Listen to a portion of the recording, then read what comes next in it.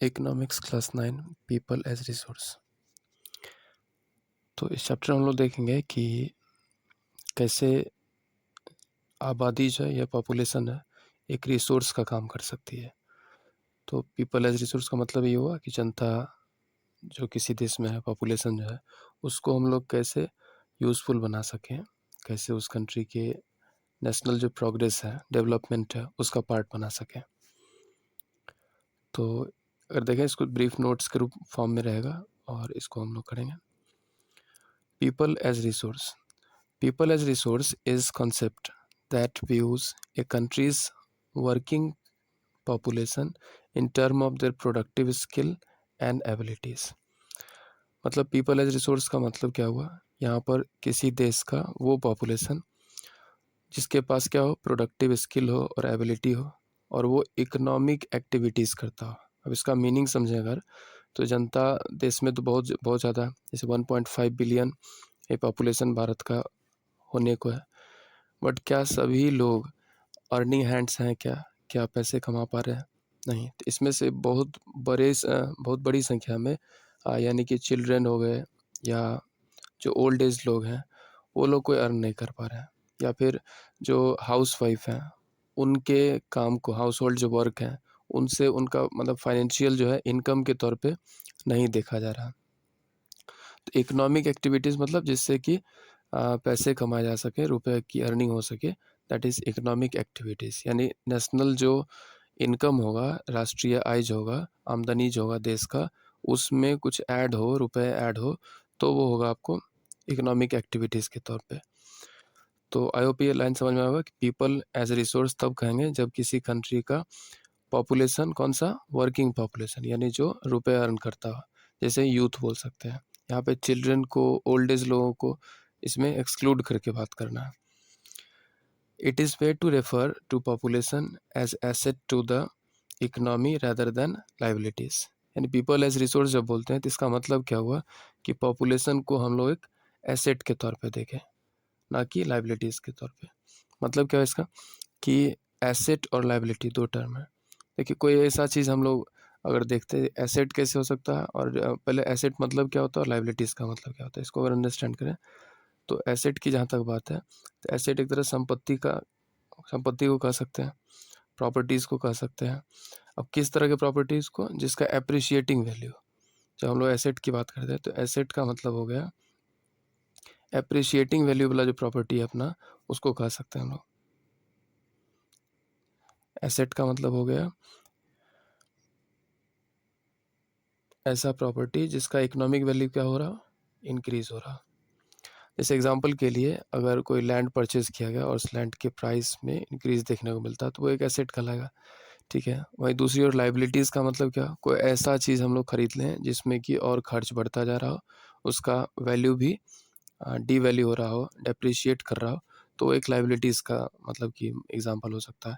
जैसे कि सपोज करिए कार खरीद लिया गया, तो अब कार जो है एक लाइबिलिटीज़ के तौर पे कब हो जाएगा, ये समझते हैं हम लोग। लाइबिलिटीज़ की बात करें, लाइबिलिटी, तो कार एक लाइबिलिटीज़ कब हो जाएगा, जब आप उसका पर्सनल यूज़ के लिए लिए और उसका जो वैल्यू है कार का वो भी कम होता जा रहा है, साथ में उसमें अलग अलग जो चार्जेस हैं, टैक्स है, वो लगाना पड़ रहा है, समय समय पर सर्विसिंग करना पड़ रहा है, तो वो एक लाइबिलिटीज़ के तौर पे हुआ, क्योंकि उसमें लगातार पैसे लग तो रहे हैं लेकिन उससे आपको कुछ इनकम आ नहीं रहा, कुछ रुपए आ नहीं रहा, तो वो लाइबिलिटीज़ हो गया। अब ह्यूमन जो है एक एसेट भी हो सकता है, एक लाइबिलिटीज़ भी हो सकता है। जैसे अगर ह्यूमन को स्किल मिले, ट्रेनिंग मिले, एजुकेशन मिले, तो वो क्या हो सकता है, वो एक कैपिटल हो गया। जैसे लैंड होता है कैपिटल, मनी हो सकता है कैपिटल, ठीक वैसे ही ह्यूमन भी एक कैपिटल हो सकता है, कैपिटल का काम हो सकता है। और सब तमाम तरह के कैपिटल में सबसे बेस्ट ह्यूमन को कह सकते हैं, क्योंकि लैंड अपने आप में यूज़फुल नहीं हो सकता जब तक कि ह्यूमन ने उसको यूज़फुल ना बनाया। मनी यूज़फुल नहीं हो सकता जब तक कि ह्यूमन उसको यूज़ ना करे। तो एक ह्यूमन जो समझदार होगा, एजुकेटेड होगा, ट्रेंड होगा, स्किलफुल होगा, तो वो इन चीज़ों को भी यूज़फुल बना लेगा। यानी तमाम तरह के रिसोर्सेज में सबसे जो सुपीरियर रिसोर्स के तौर पे भी ह्यूमन को देखा जाता है। तो ह्यूमन एसेट कब बनता है, जब ह्यूमन को स्किल एंड ट्रेनिंग मिलता है। ह्यूमन लाइबिलिटीज़ कब हो जाता है? जब ह्यूमन को कोई भी स्किल ट्रेनिंग और जो आप कह सकते हैं कि जिससे वो इकोनॉमिक एक्टिविटीज़ कर सके, कुछ पैसे कमा सके, वो अगर नहीं कर पा रहा है तो वही ह्यूमन क्या हो जाता है? लाइबिलिटीज़ हो जाता है। तो ये इसमें टर्म था इस लाइन में। नेक्स्ट हम लोग देखते हैं इसमें the perspective highlights the population's potential to contribute to the creation of the gross national product। मतलब ये हुआ इसका कि ग्रॉस नेशनल प्रोडक्ट यानी जीएनपी की बात की जा रही है। समझना इस बात को कि यानी पीपल एज ए रिसोर्स तब कहलाएगा जब वर्किंग जो सिटीजन्स है या जो जनता वर्किंग पॉपुलेशन है वो देश के इनकम में यानी ग्रॉस नेशनल प्रोडक्ट में कुछ ऐड कर सके। अब इकोनॉमिक्स में समझना है इस टर्म को कि प्रोडक्ट जब भी यूज़ करेगा तो दो इसका मतलब होगा, गुड्स होगा या सर्विस होगा। जब भी कहीं पर प्रोडक्ट लिखा रहे इसका मतलब यहाँ पर बेसिकली देखें कि गुड्स और सर्विस की बात की। जब ये प्रोडक्ट की बात हुई तो गुड्स एंड सर्विस, तो गुड्स मतलब क्या हुआ, जैसे कि अगर ट्रेन का इंजन बनाया गया तो वो गुड्स कहलाएगा। और सर्विस की अगर बात करें तो सर्विस जैसे कि टीसीएस नाम की कंपनी है जो सॉफ्टवेयर बनाती है, एलआईसी जो है इंश्योरेंस बेचती है, तो ये सब क्या हुआ, सर्विस हो गया। एजुकेशन के लिए अगर देखें तो वो स्कूल आपको क्या एक सर्विस प्रोवाइड कर रही है।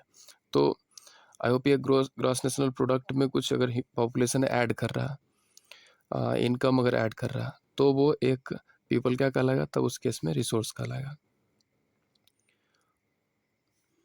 नेक्स्ट देखते हैं the positive side of large population which is its potential as human resource is often overlooked when only focusing on negative aspects, such as the challenge of providing food, education, health facilities। मतलब क्या कि किसी देश का अगर population बढ़ रहा है तो इसको दो तरीके से देखा जा सकता है, एक उसका पॉजिटिव एस्पेक्ट और एक दूसरा उसका नेगेटिव एस्पेक्ट। जैसे किसी कंट्री का अगर पॉपुलेशन बढ़ रहा है तो उसका पॉजिटिव एस्पेक्ट क्या हो सकता है, पॉजिटिव एस्पेक्ट हो सकता है कि उस देश के पास ह्यूमन कैपिटल ज़्यादा है। अपने अगर वर्किंग पॉपुलेशन को ज़्यादा एजुकेट, ट्रेन और स्किलफुल कर सके तो उस देश का जो ग्रॉस नेशनल प्रोडक्ट होगा वो बढ़ेगा, या कहें तो देश का जो इनकम होगा, कंट्री का इनकम, उसमें काफ़ी ज़्यादा एक्सपोनेंशियल ग्रोथ देखने को मिलेगा। जैसे एग्जांपल के लिए जापान के पास अगर देखा जाए तो कोई बहुत बड़ा कोई ऑयल रिजर्व्स के लिए वो नहीं जाना जाता है, कोई बहुत बड़े जो मिनरल रिसोर्सेज है उसके लिए नहीं जाना जाता है, लेकिन जापान ने अपने जो जनता है वर्किंग कैपिटल को ध्यान दिया और ह्यूमन को एक रिसोर्स के तौर पे तब्दील किया। यानी वहाँ पर अच्छे स्कूल्स, अच्छे कॉलेज और अच्छी शिक्षा व्यवस्था, स्किल और ट्रेनिंग की मदद से, एजुकेशन की मदद से आज जापान जो है देखा जाए तो बहुत माने एक ग्रोइंग इकोनॉमी के रूप में अपने आप को इस्टेब्लिश किया, एक डेवलप कंट्री के रूप में खुद को इस्टेब्लिश किया। तो एक एग्जांपल हो गया कि एक देश जब अपने जनता को स्किलफुल करती है, एजुकेट करती है, तो वो देश के इनकम को, देश को इकोनॉमिकल प्रोग्रेस में उसका पार्ट बन पाता है। अब ह्यूमन कैपिटल देखिए, कैपिटल जैसे क्या होता है, मनी को सिंपली कह सकते हैं, लैंड भी एक तरह का कैपिटल है। कोई बिजनेस स्टार्ट करते हैं तो उसमें क्या चाहिए होता है, कैपिटल भी तो चाहिए होता है। तो एक कैपिटल हो गया ह्यूमन कैपिटल। अब इसमें ह्यूमन कैपिटल सीधे ह्यूमन, हर हर ह्यूमन एक ह्यूमन कैपिटल नहीं हो सकता है। वो ह्यूमन जो सिंपली कुछ अर्न नहीं कर सकता, वो स्किल नहीं हो उसके पास, वो एक कैपिटल के रूप में नहीं साबित अपने आप कर सकता। और यहाँ पर देखें ह्यूमन को कैपिटल कैसे मतलब कि एक सिंपली कोई ह्यूमन है उसको एक कैपिटल के रूप में कैसे तब्दील कर सकते हैं। तो ऑब्वियस बात है उसको हम लोग उसमें इन्वेस्टमेंट करके, जैसे जापान के केस में बताया गया कि वहाँ के जो पीपल हैं उनको अच्छी शिक्षा व्यवस्था दे करके वहाँ का जो जनता है उसको ह्यूमन कैपिटल के रूप में बदला गया। आज दुनिया भर में अगर सबसे अच्छे वर्कफोर्स या लेबर के रूप में अगर किसी खोजा जाएगा तो जापान के लेबर को खोजा जाएगा, क्योंकि उनकी ट्रेनिंग अच्छी है, वो कम समय में ज़्यादा सामान जो है वो बना सकते हैं, प्रोडक्ट तैयार कर सकते हैं। तो कोई भी कंपनी फैक्ट्री क्या चाहेगा कि एक अच्छे लेबर को, एक अच्छे स्किलफुल वर्कर्स को ढूंढना चाहेगा, ना कि ऐसा जो दिन भर बैठा रहे और काम ही ना करे। तो देखते हैं इसमें ह्यूमन कैपिटल वाला टर्म्स को। Population transform into human capital when investments are made in education, training, medical care. मतलब क्या कि किसी भी देश का जो पॉपुलेशन है, आबादी जो वहाँ है, वहाँ का पॉपुलेशन को ह्यूमन कैपिटल में कन्वर्ट किया जा सकता है किसके मदद से? वहाँ पर इन्वेस्टमेंट करके। किस चीज़ में? एजुकेशन में, ट्रेनिंग में और मेडिकल केयर में। मतलब क्या कि कहीं की आबादी है, इस भारत में ही बहुत बड़ी संख्या में यहाँ पर लोगों का पॉपुलेशन है, तो इस पॉपुलेशन को हम लोग ना एक पूंजी के रूप में, कैपिटल के रूप में कन्वर्ट कर सकते हैं जब यहाँ पर हम अच्छी शिक्षा व्यवस्था देंगे, लोगों को ट्रेनिंग देंगे और मेडिकल हेल्थ केयर मीन्स अगर कोई बीमार रहे लोग तो उनको अच्छा हॉस्पिटल्स मिले, अच्छे डॉक्टर्स मिले, दवा समय पर मिले। तो ये देख करके जो आबादी है, जो पॉपुलेशन है, उसको पूंजी के रूप में, कैपिटल के रूप में कन्वर्ट किया जा सकता है। Human capital represents the total stock of skill and productive knowledge that people possess. नहीं, ह्यूमन कैपिटल का मतलब हुआ कि जनता के पास जो है, यानी कि जो टोटल वर्किंग पॉपुलेशन है, उसके पास स्किल किस तरह का है, प्रोडक्टिव नॉलेज किस तरह का है, तो इसे हम लोग ह्यूमन कैपिटल के रूप में कहते हैं। मतलब समझ लीजिए कि सीधे कोई लेबर है, लेकिन अगर कोई एक ऐसा आज मोबाइल ठीक कर सकता हो, कंप्यूटर ठीक कर सकता हो, लैपटॉप ठीक कर सकता हो, तो वो क्या हो गया, उसका वैल्यू अधिक होगा। जब वो जाएगा काम करने तो दिन भर का वो अधिक पेमेंट लेगा। तो ये चीज़ है, इसे पैकेज बोलते हैं, पर एनम कितना पैकेज ले रहा है, राइट। तो किसका पैकेज अधिक होगा? जिसके पास स्किल और प्रोडक्टिव नॉलेज ज़्यादा होगा। Further developing the existing human resource through education and health is known as human capital formation. मतलब कि ह्यूमन कैपिटल फॉर्मेशन मतलब क्या? पॉपुलेशन को कैपिटल के रूप में कन्वर्ट करना ह्यूमन कैपिटल फॉर्मेशन कहलाएगा, जो कि अगेन अच्छी एजुकेशन और हेल्थ केयर मदद से हो सकता है। यानी इसमें जो टर्म्स देखें, जो बताने की कोशिश की जा रही है, इसमें ये बताया जा रहा है कि आपको कोई कंट्री है तो उसमें वहाँ का क्या होगा? पॉपुलेशन है, पॉपुलेशन यानी वहाँ का जनता है, आबादी है उसकी, और इस पॉपुलेशन को चेंज करना है किस में? कैपिटल के रूप में, कैपिटल के रूप में। अब इस कैपिटल को क्या कहेंगे? कैपिटल मतलब जैसे मनी जैसा हो गया, इस कैपिटल को क्या कहेंगे? तो ह्यूमन कैपिटल कहेंगे, ह्यूमन कैपिटल कहेंगे। यानी किसी देश का पॉपुलेशन को ह्यूमन कैपिटल में कन्वर्ट कैसे किया जाएगा? तो इसको करने के जो तरीके होंगे, जिसमें से नंबर 1 हो सकता है एजुकेशन। एजुकेशन दे करके जो पॉपुलेशन है उसको कैपिटल में कन्वर्ट कर सकते हैं। इसी तरह से मेडिकल हेल्थ केयर, तो अच्छा जो मेडिकल हेल्थ केयर दे करके भी, अच्छा मेडिकल हेल्थ केयर जो है ये फैसिलिटीज़ दे करके भी वहाँ के पॉपुलेशन को ह्यूमन कैपिटल में कन्वर्ट कर सकते हैं।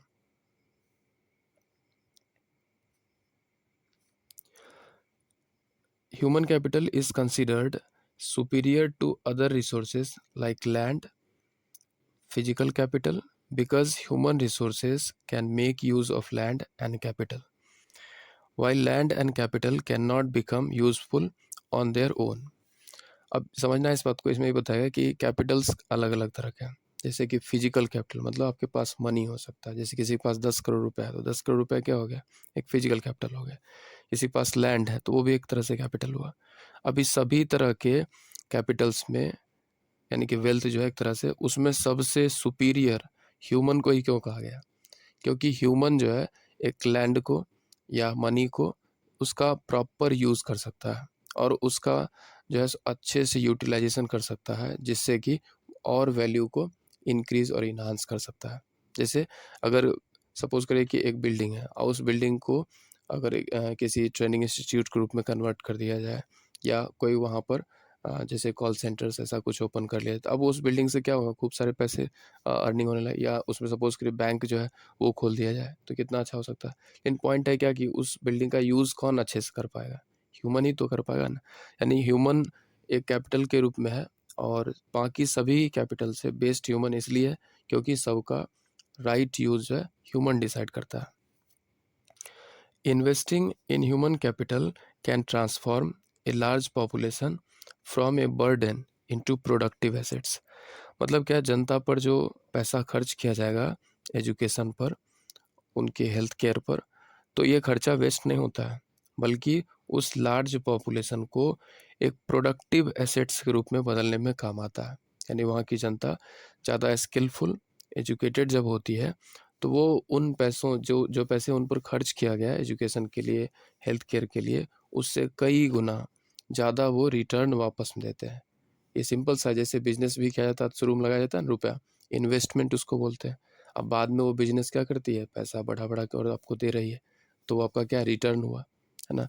यानी कि आपको रिटर्न ऑन इन्वेस्टमेंट की अगर बात करें तो ह्यूमन सबसे ज़्यादा दे सकता है। कोई दुकान खोलेगा तो उससे क्या होगा, फिर पैसे मिलेगा।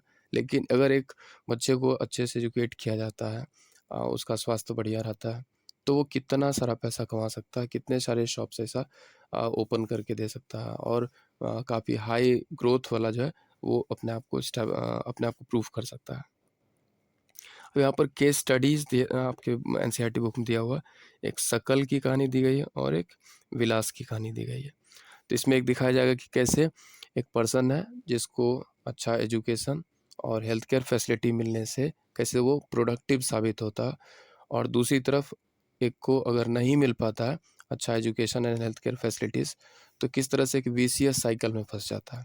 मतलब यहाँ पे एक वर्चुअस साइकिल और विशियस साइकिल की भी बात एक तरह से की जाए। वर्चुअस साइकिल मीन्स क्या हुआ कि अगर अच्छा एजुकेशन पे और हेल्थ केयर पे खर्च मिलता है किसी को, तो इसका मतलब क्या होगा कि वो एक प्रोडक्टिव पर्सन बन पाएगा, और आने वाले जनरेशन्स भी उसके हाई प्रोडक्टिव और हाई ग्रोथ वाले बनने के पॉसिबिलिटीज़ होंगे। वहीं दूसरी ओर अगर कोई किसी को अच्छा एजुकेशन और हेल्थ केयर फैसिलिटीज़ नहीं मिला, तो फिर उसके बच्चे भी क्या होंगे, कमज़ोर गरीब ही रह जाएंगे, और ज़्यादा चांसेस है कि वो गरीबी से निकल नहीं पाएगा। यानी एक तरह से विशियस साइकिल में वो फंस गया। तो यहाँ पर शकल और विलास की स्टोरी की अगर बात करें तो यहाँ पर शकल की क्या स्टोरी दी गई है कि शकल्स parents invested in his education and went on to complete a vocational course in computers. This education led to a job in private firm where he earned a promotion for his work. His education added to the quality of his labor and enhanced his productivity, contributing to the economy's growth. मतलब क्या है, शकल जो है इसके parents ने इसके ऊपर एजुकेशन पे खर्च किया, जैसे कंप्यूटर कोर्स कराया, और बाद में चल करके शकल को प्राइवेट फर्म में, यानी प्राइवेट जो है सो किसी कंपनी में इसको जॉब मिल गया। बाद में चूँकि इसके पास अच्छा स्किल और ट्रेनिंग भी था, तो उस वर्क जो प्लेस था वहाँ पर इसको प्रमोशन मिला, और मतलब इसका सैलरी बढ़ा, इसका इकोनॉमिक ग्रोथ हुआ। तो इस तरह से इस पर जो एजुकेशन पे खर्च किया गया पैसा था, इस वजह से शकल के का प्रोडक्टिविटी बढ़ा, और ये इकोनॉमिक ग्रोथ ज़्यादा इसका खुद का भी हो पाया, और ऑब्वियस बात तो उन पैसों से अपने घर का और समाज का भी ज़्यादा डेवलपमेंट ये कर सका। मतलब क्या, एजुकेशन पर जो खर्च किया गया शकल के एजुकेशन पर, उसका उससे उसका क्या प्रोडक्टिविटी में, उसके इकोनॉमिक ग्रोथ में बेहतरी देखने को मिला।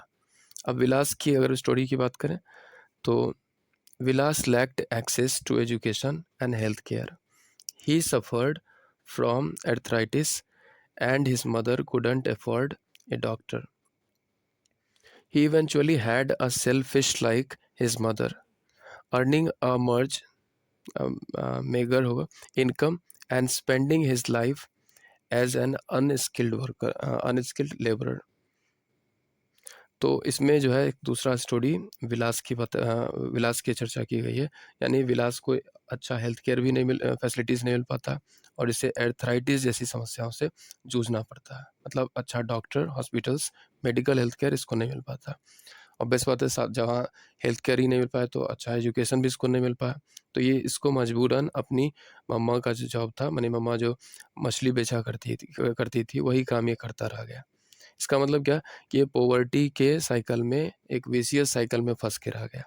चूँकि इसके पेरेंट्स भी आप कह सकते हैं कि पुअर होंगे, और वो इन्वेस्टमेंट इसके एजुकेशन पर और हेल्थ केयर पे नहीं कर पाए, तो मजबूरन जो है विलास को भी उसी गरीबी में इसको भी फंसे रहना पड़ गया। तो यहाँ पर ये क्लियर कट एग्जांपल दिया गया कि शकल के एजुकेशन पे खर्चा जो किया गया, इस वजह से उसका प्रोग्रेस हुआ। वहीं दूसरी ओर विलास के हेल्थ केयर और एजुकेशन पे खर्च नहीं हुआ, इस वजह से विलास इकोनॉमिकली पिछड़ा रह गया, यानी कि वो डिप्राइव्ड रह गया। अब इकोनॉमिक एक्टिविटीज़ क्या होता है, इस पॉइंट्स को हम लोग देखते हैं। इकोनॉमिक एक्टिविटीज़ का मतलब क्या? Economic activities are classified into 3 main sectors. अब यहाँ पे देखिए, पहले तो हम समझ लें इकोनॉमिक एक्टिविटीज़ होता है क्या। वो सारे काम जिससे कि देश का इनकम बढ़े उसे इकोनॉमिक एक्टिविटीज़ बोलते हैं। यानी कि all the activities, all the work which add into the income of a country, it is called economic activities. यानी वो सारे काम जिससे कि एक देश का इनकम बढ़े, पैसे आए, तो उन सब एक्टिविटीज़ को इकोनॉमिक एक्टिविटीज़ कह सकते हैं। यानी किसी को भी जब आप देखते हैं, जैसे एक रिक्शा पुलर है, तो क्या कर रहा था? पैसे कमा रहा, तो इकोनॉमिक एक्टिविटीज़ हो गया। अगर कोई प्रोफेशनल्स हैं, जैसे वो बैंक में जा रहे हैं, जाकर का अर्न कर पा रहे हैं, तो वो क्या हुआ? इकोनॉमिक एक्टिविटीज़ हुआ। लेकिन अगर आपके घर में आपकी मम्मा काम तो कर रही है, लेकिन उनको कोई सैलरी नहीं मिल रहा, तो ये इकोनॉमिक एक्टिविटीज़ कहलाएगा क्या? तो नहीं कहलाएगा। ऐसा सब एक्टिविटीज़ जिससे कि देश के इनकम में डायरेक्टली मनी ऐड होता हो, उसे इकोनॉमिक एक्टिविटीज़ के रूप में कहा जाएगा।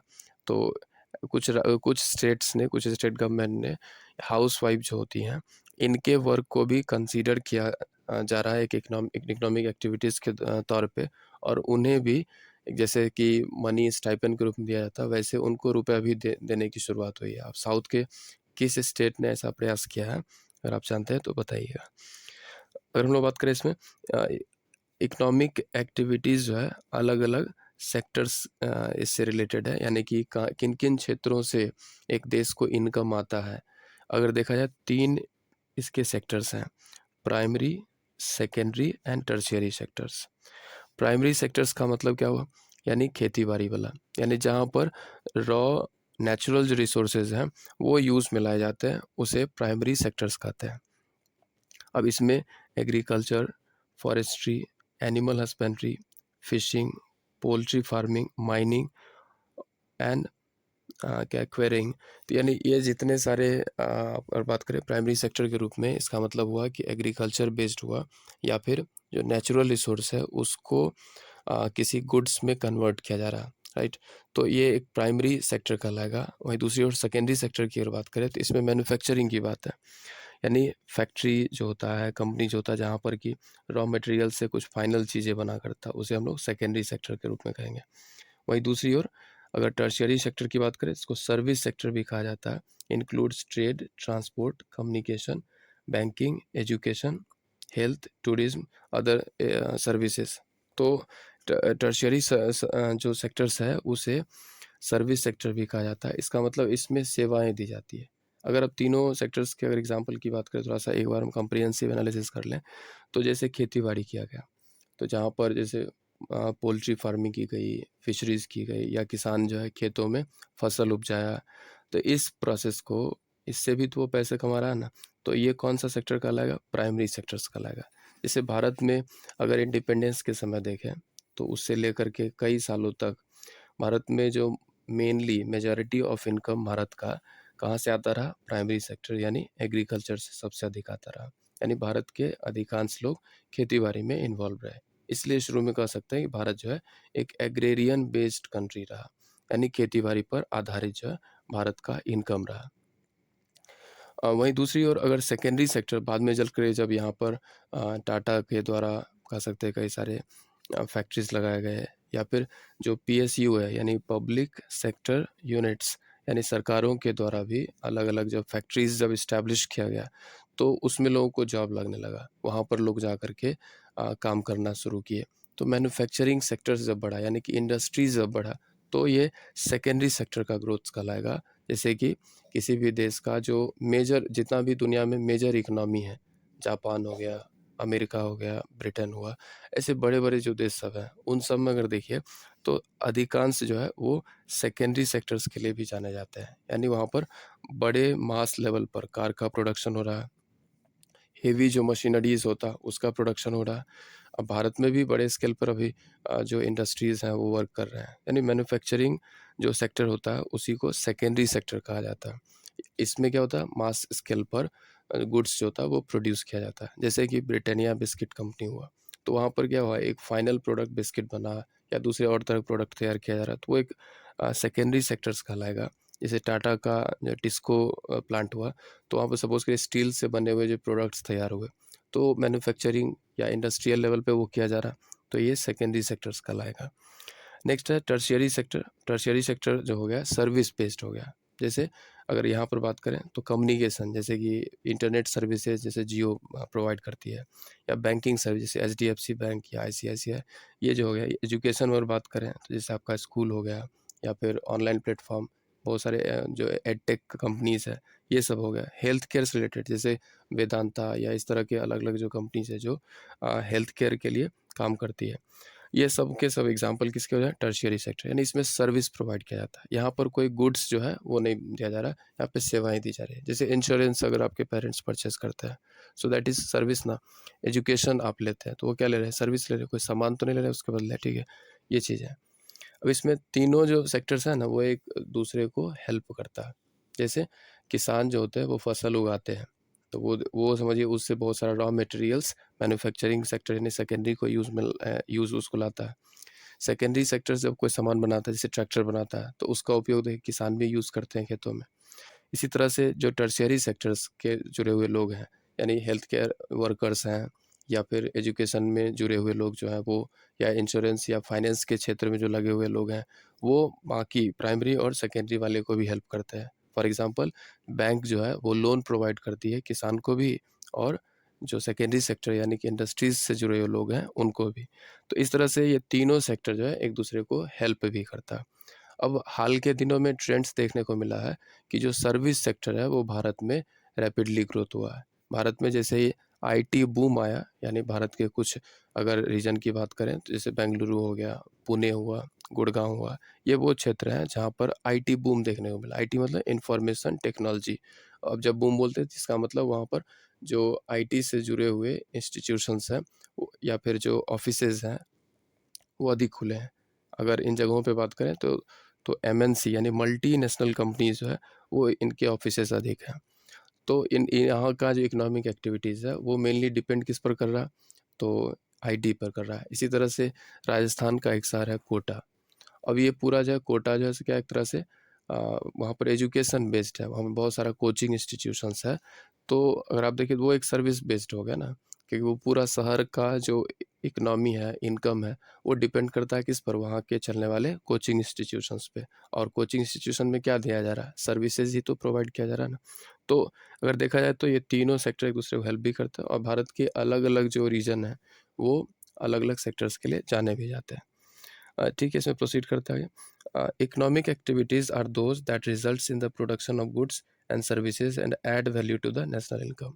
यानी इकोनॉमिक एक्टिविटीज़ क्या होता है, जहाँ पे गुड्स या सर्विसेज तैयार किया जाता और देश के इनकम में वो एक तरह से ऐड करता, वैसे एक्टिविटीज़ को इकोनॉमिक एक्टिविटीज़ कहेंगे। अब गुड्स एंड सर्विसेज की बात की गई तो गुड्स मतलब कोई सामान हो सकता है फिजिकल फॉर्म, जैसे ट्रेन का इंजन बनना, दैट इज़ गुड्स हुआ, या टाटा कंपनी कार बनाती है वो गुड्स कहलाएगा। और सर्विसेज की बात करें जैसे इंश्योरेंस पॉलिसी एक तरह का सर्विस हो गया, एजुकेशन एक सर्विस के रूप में हो गया।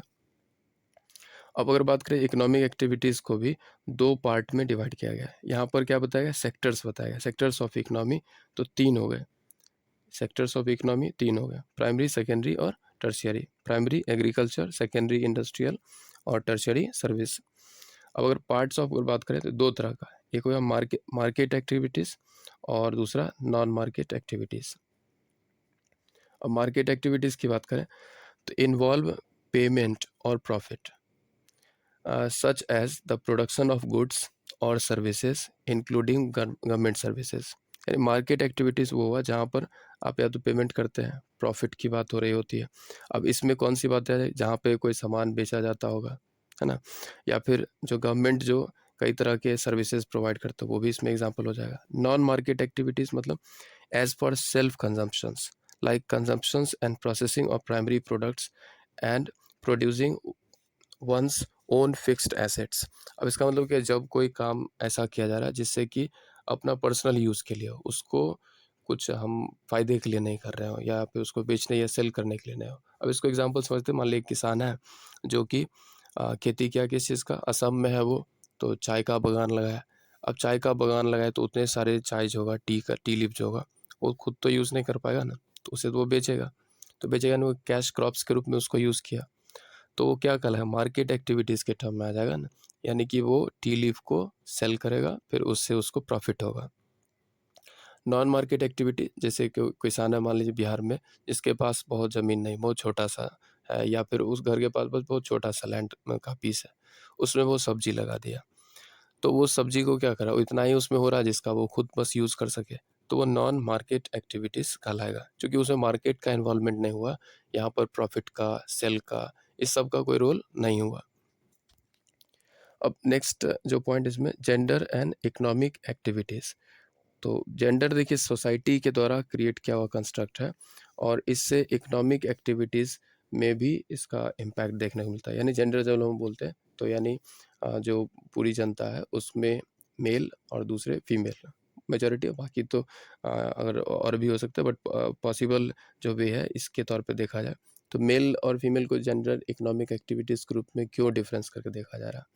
सेम वर्क के लिए कई बार देखा जाता है कि मेल को अधिक पेमेंट मिलता है और फीमेल को कम मिलता है, या उसके तौर पे भी देख सकते हैं। तो जेंडर एंड इकोनॉमिक एक्टिविटीज़ की बात करें, historically and culturally there is a division of labour where women primarily handle domestic chores and when work in the and men work in the field। मतलब क्या, हिस्टोरिकली ऐसा देखा गया है कि भारत जो है वो एक पेट्रियार्कल सोसाइटी रहा है, यहाँ पुरुष प्रधान जो है समाज रहा है। तो क्या देखने को मिला कि पुरुष जो होते हैं, मेल मेंबर्स जो होते हैं फैमिली के, वो जाकर के खेतों में काम करते थे, वो बाहर जाकर कमाते थे, और महिलाएं जो है वो घर के काम को संभालती थी। The work women do within the family like cooking, cleaning and caring for children is not paid and is not recognized as national income। मतलब विमेन जो घर में काम करती हैं और जैसे बच्चों का मतलब देखभाल करना, खाना बनाना, इन सब काम से नेशनल इनकम नहीं ऐड होता है। ये बात यहाँ पर बताया गया है। इसका मतलब क्या है कि वो जो है कुछ कह सकते हो मनी हो गया या फिर जो वैल्यू हो गया, वो नेशन के इनकम में नहीं डायरेक्टली ऐड कर पा रहे हैं। इकोनॉमिकली वो किस तरह का एक्टिविटी कहलाएगा, तो नॉन इकोनॉमिक एक्टिविटीज़ कहलाएगा। Women who enter the labour market are paid for their work and their earning are determined by their education and skill. अब एक तो हो गई जो हाउसवाइफ हो गई, जो नेशनल इनकम में ऐड नहीं कर पा रही है, मनी उनको मिल नहीं रहा, कोई सैलरी डायरेक्टली मिल नहीं रहा उनको। वहीं दूसरी ओर जो विमेन जाकर चूज़ करती है कि नहीं मुझे काम करना है, चाहे वो स्कूल में हो, किसी दूसरे इंस्टीट्यूशंस में हो, तो उनको पेमेंट जो मिलता है वो किस बात पे डिपेंड करता है, तो उनके स्किल एंड ट्रेनिंग पे डिपेंड करता है। However, many women have low levels of education and skill resulting in lower pay compared to men। अब कई बार ऐसा देखने को मिलता है कि स्किल और ट्रेनिंग कम होने के कारण उन्हें कम पेमेंट, यानी विमेन को कम मिलता है, और मेल जो होते हैं सेम वर्क के लिए उन्हें अधिक पेमेंट मिल रहा होता है। Most women work in jobs with little security, irregular and low income, and lack of basic facilities like maternity leave and child care। अब कई बार देखा गया है कि जहाँ पर विमेन जो प्रोफेशनल हैं, जो कहीं काम कर रही हैं, तो उनका जो सोशल सिक्योरिटी है वो भी बहुत कम है। अब जैसे कई बार वो अगर प्रेग्नेंट होती हैं तो इसके लिए उनको मैटरनिटी लीव नहीं मिलता, मतलब वो बच्चे को जन्म दे सके, उनको केयर कर सके, इसके लिए उनको पेड छुट्टी, यानी वो घर पे रहेंगी, बच्चे का केयर करेंगे, लेकिन उसका उनको पेमेंट मिले, ऐसा कई जगह पे नहीं मिल पाता। हाँ, गवर्नमेंट जो रिकॉग्नाइजेबल यानी सेंट्रल जो जॉब्स है या स्टेट गवर्नमेंट का भी जॉब है, वहाँ पर इस तरह की चीज़ें हैं, लेकिन कई और जो इंस्टीट्यूशंस हैं, प्राइवेट संस्थान है, वहाँ पर इस तरह के उनको सोशल सिक्योरिटी नहीं मिलता है। Women with high level education and skill are paid on par with men and are attached to fields like teaching and medicine। यानी विमेन जिनके पास हाई एजुकेशन लेवल है वो अलग अलग इंस्टीट्यूशंस में काम करता है, और उनको पेमेंट कह सकते हो कि जैसे मैन को मिल रहा है वैसे उनको मिलता है। जैसे कि मेडिकल में डॉक्टर हैं, या फिर एजुकेशन के क्षेत्र में जो प्रोफेसर सपोज करो विमेन भी हैं, तो उनको भी तो पेमेंट उतना ही मिलता है जितना मेल को मिल रहा होता है। क्वालिटी ऑफ पॉपुलेशन, आपकी जनता जो कहीं पर है तो उसके क्वालिटी किस बात पे डिपेंड करेगा। The quality of countries population is determined by it's literacy rate, the health of its people indicated by life expectancy and skill development. यानी किसी देश की जनता का क्वालिटी किस तरह का है, ये डिपेंड करता है वहाँ पर के लिटरेसी रेट का, यानी कि कितने परसेंटेज ऑफ पीपल जो है एग्जैक्टली अगर देखा जाए तो वो लिटरेट है। साथ ही हेल्थ केयर फैसिलिटीज़, जैसे कि कितना अच्छा उनको हॉस्पिटल्स, अच्छे डॉक्टर्स ये मिल पा रहे हैं। साथ ही उनको एजुकेशन, स्किल एंड डेवलपमेंट कितना बढ़िया मिल पा रहा है।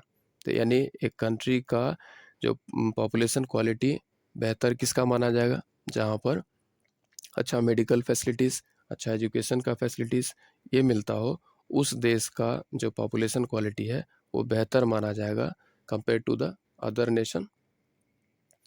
A literate and healthy population is considered as an assets, मतलब वैसी जनता जिसके पास क्या हो, अच्छा मेडिकल फैसिलिटीज़ हो और साथ में एजुकेशन एंड ट्रेनिंग हो, वो एक एसेट के रूप में, एक कैपिटल के रूप में, एक पूंजी के रूप में उस देश का होगा।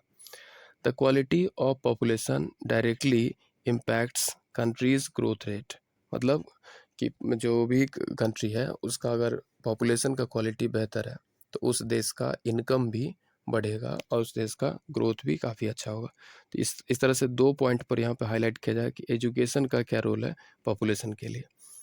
Education is crucial input for a persons growth, providing new aspirations and developing life values. Education जो होता है जो लोग होते हैं उनके पर्सनल ग्रोथ को इम्प्रूव करता है, साथ ही उनके अपॉर्चुनिटीज़ होता है लाइफ में सक्सेस का, वो बढ़ा देता है। It also contributes to society by increasing national income, cultural richness and efficiency of governance, यानी एजुकेशन की मदद से जो पॉपुलेशन है वो ज़्यादा कैपेबल होती है देश के इनकम को बढ़ाने के लिए। साथ ही कल्चरल रिचनेस, यानी कि जो देश का संस्कृति या ये सब है उसको भी प्रोटेक्ट करने में सरकार जो होता है वो भी काफ़ी अच्छा बन पाता है, जहाँ पे एजुकेटेड लोग होते हैं, रैशनल होते हैं, क्वेश्चन आस्क करते हैं, और जो सरकार होती है ज़्यादा वहाँ पे रिस्पॉन्सिबल हो पाएगी जनता के लिए।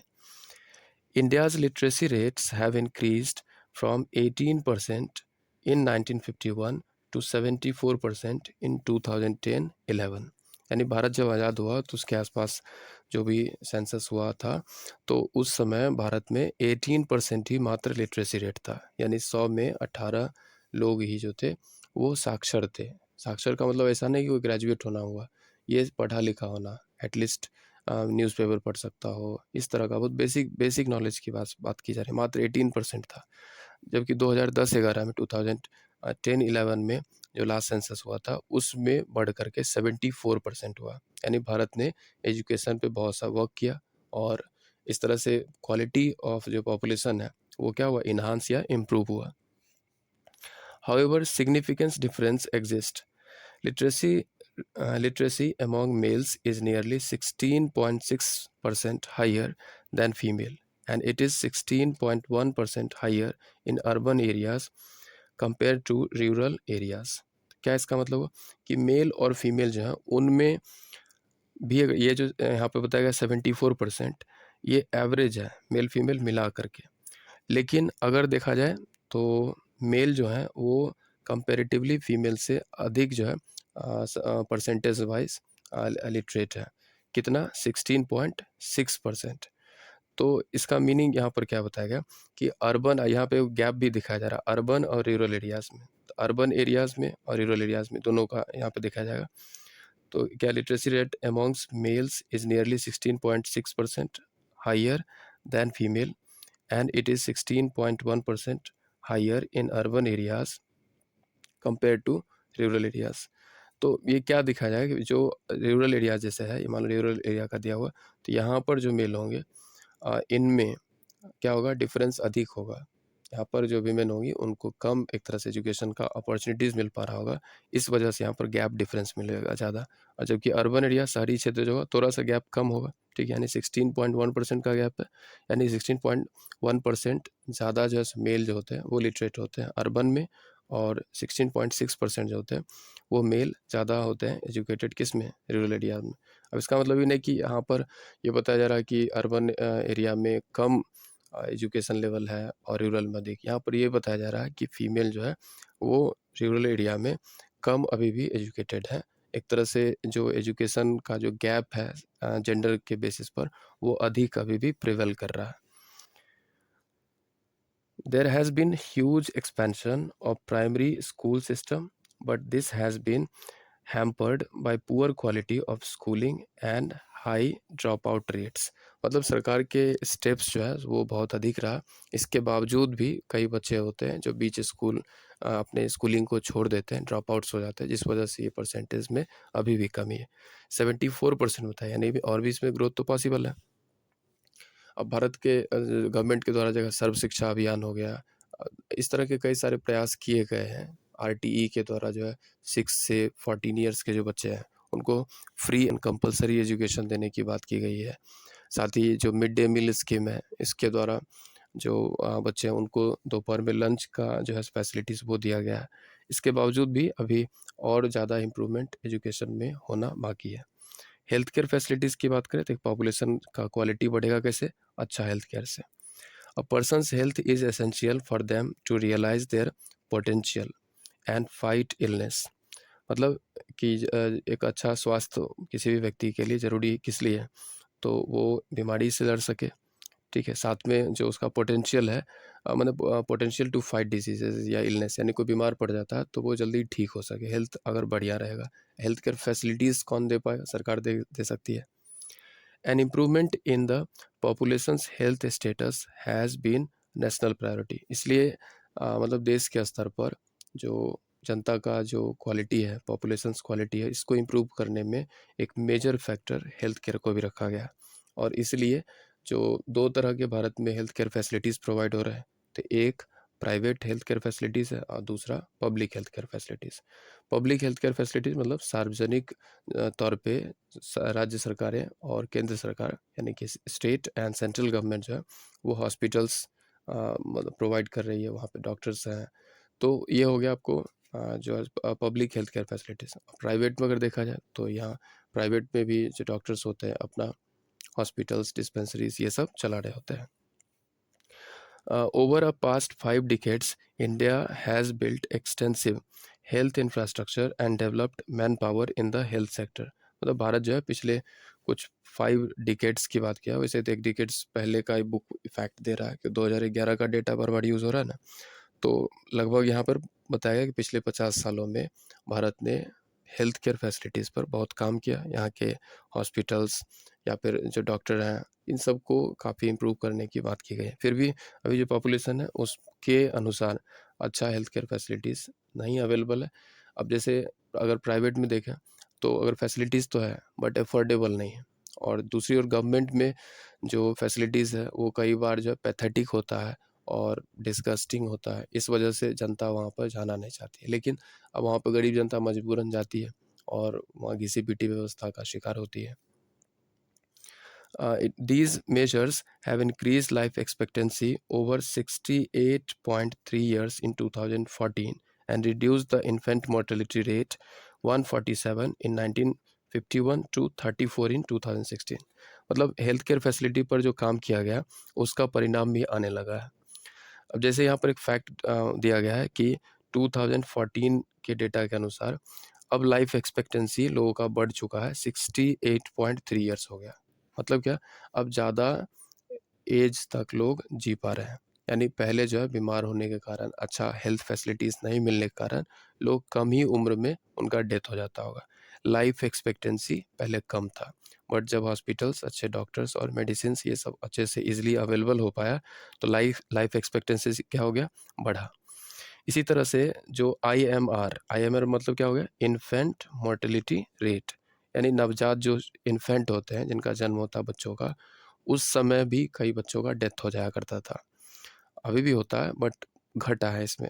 देखो जब भारत आज़ाद हुआ तो उसके आसपास का जो डेटा है वो क्या बता रहा है कि 1951 में 147 यानी 1000 बच्चों का जब जन्म होता था तो इसमें करीब 150 यानी 147 बच्चों का जन्म के साथ ही डेथ हो जाता था, क्योंकि जो प्रेगनेंसी के दौरान जो मेडिकल सपोर्ट्स है, सिस्टम है, वो अच्छे से डेवलप नहीं था।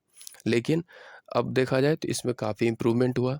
अभी आपके आसपास भी देखा जाए तो जो गवर्नमेंट हॉस्पिटल्स हैं वो बहुत अच्छा काम कर पा रहे हैं। साथ ही एम्बुलेंस फैसिलिटीज़ मिल पा रहा है, आशा वर्कर्स जो है वो हमेशा अवेलेबल होते हैं आसपास। तो इस वजह से आईएमआर जो है यानी इन्फेंट मोर्टेलिटी रेट घटा है। जहाँ 150 बच्चे हर 1000 बच्चों में उनका डेथ हो जाता था जन्म के साथ ही। वहीं दूसरी ओर अब ये घट के मात्र 34 पे आ गया है। यानी 2016 के डेटा के अनुसार अब 1000 बच्चों का जन्म जब होता है तो उसमें 34 बच्चों का अभी भी डेथ हो रहा है। तो इसको और इम्प्रूव करने की ज़रूरत है, और अच्छा हेल्थ केयर फैसिलिटीज़ देश में जब मिलेगा तो ये इसमें और भी डिक्लाइन देखने को मिलेगा। यानी IMR का कम होना, इन्फेंट मोर्टेलिटी रेट का कम होना एक अच्छे जो हेल्थ केयर सिस्टम है उसका एक तरह से सिंबल हुआ। नेक्स्ट हम लोग पॉइंट देखते हैं जो है आपको अनएम्प्लॉयमेंट यानी बेरोजगारी। अनएम्प्लॉयमेंट का मतलब क्या हुआ? सिंपल है कि जो आदमी जिस किसी स्किल सेट को लेकर के है, अगर उसके इक्विवेलेंट उसको जॉब अपॉर्चुनिटीज़ नहीं मिल पा रहा या फिर वो काम उसको मिल ही नहीं रहा, तो ये क्या कहलाएगा? अनएम्प्लॉयमेंट यानी बेरोजगारी की स्थिति कहलाएगी। और जैसे बिहार जैसे राज्य में देखा जाए तो अनएम्प्लॉयमेंट एकदम पीक पर है। यहाँ के यूथ को स्टेट में कई बार उनके स्किल सेट लाइक या फिर उनके पास ट्रेनिंग या स्किल की भी कमी होती है, इसलिए उनके लेवल का भी काम नहीं मिल पाता है। मजबूरन जो है बिहार से बड़े स्केल पर माइग्रेंट लेबर्स देश के दूर अन्य राज्यों में मजबूरन उन्हें जाना पड़ता है। जैसे कि महाराष्ट्र में, तमिलनाडु, दिल्ली, पंजाब, हरियाणा, इन राज्यों में बिहार से बड़ी संख्या में, लाखों की संख्या में यहाँ से ट्रेनों में भर भर करके जो यूथ है वो वहाँ जाते हैं काम करने।